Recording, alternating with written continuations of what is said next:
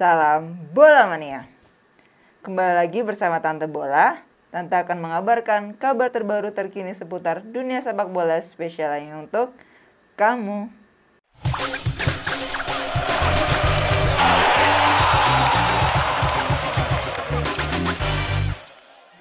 Puluhan tahun sulitnya memetik kemenangan di Stadion Angker. Everton berpesta di markas musuh bebuyutan. Mereka mengakhiri penantian panjang tahun dengan menaklukkan Liverpool. The Toffees harus menunggu 22 tahun untuk berjaya di Anfield saat berada satu divisi dengan The Reds. Everton melakukannya kala menang 2-0 pada 21 Februari 2021. Richarlison dan Gylfi Sigurdsson jadi pahlawan pasukan Carlo Ancelotti dengan mencatatkan nama di papan skor. Sebelum ini terakhir kali Everton mempermalukan Liverpool di rumahnya terjadi pada 27 September 1999. Kala itu mereka membawa pulang 3 poin berkat gol tunggal Kevin Campbell. Capaian tersebut sudah membuat Everton bebas dari tekanan. Namun penderitaan klub Merseyside itu nyatanya tidak ada apa-apanya dibanding klub lain. Jerman membentuk kompetisi resmi Bundesliga pada 1963. Namun Borussia Mönchengladbach gagal mendapat undangan karena performa kurang baik.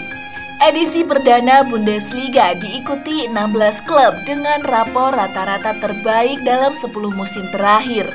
Borussia Mönchengladbach tidak mengetahui kriteria dan harus bermain di kasta kedua, Regionalliga West. Setelah berjuang, mereka baru naik ke divisi utama 2 tahun berselang.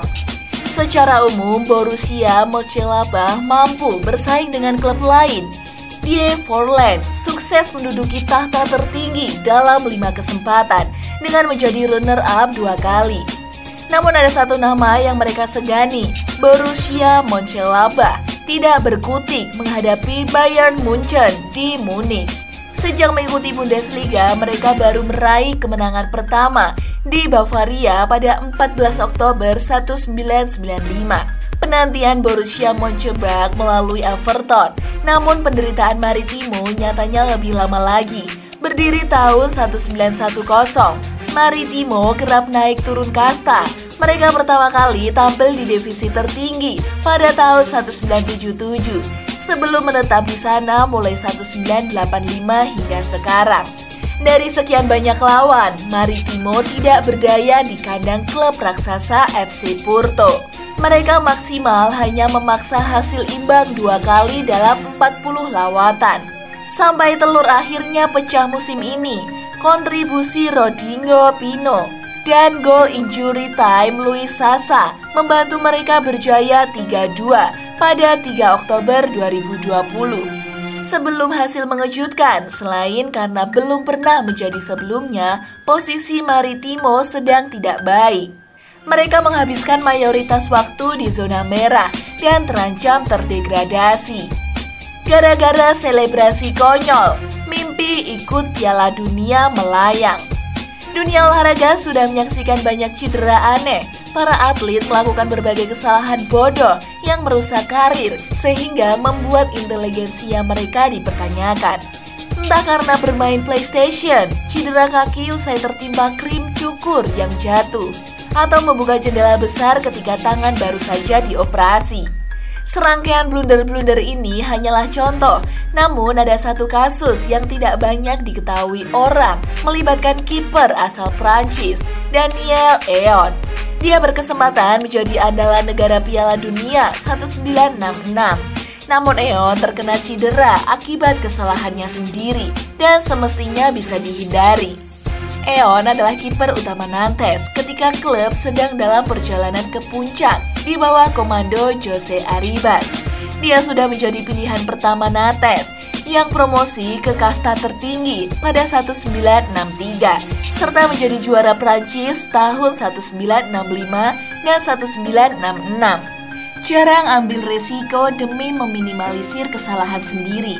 Eon nyatanya kurang menarik perhatian pelatih timnas.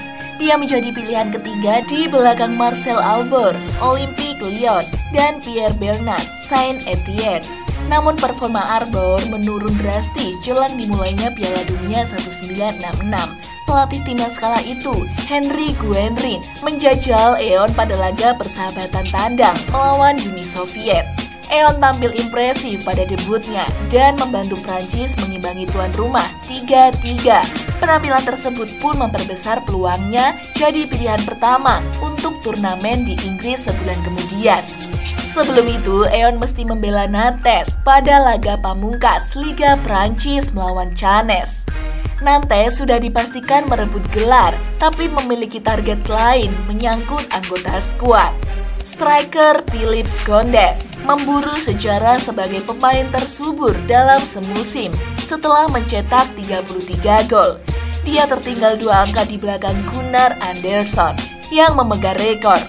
Gondet mampu mewujudkan misi dengan mencetak hat-trick dan membantu Nantes berjaya 6-1. Selebrasi liar terjadi ketika Gondet membuat gol ketiganya pada menit ke-72.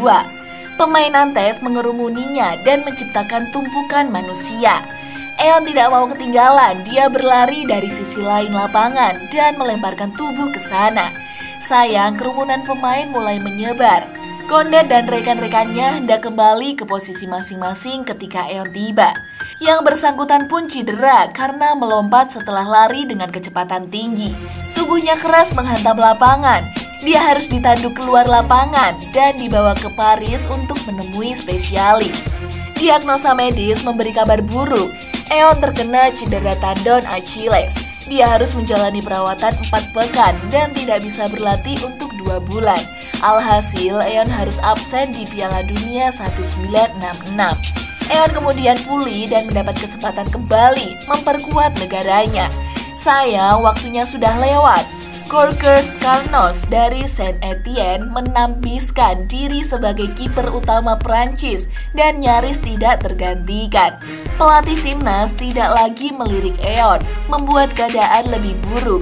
Karirnya bersama Nantes berakhir setelah kembali menderita cedera parah pada 1968. Saat itu dia berusia 29 tahun.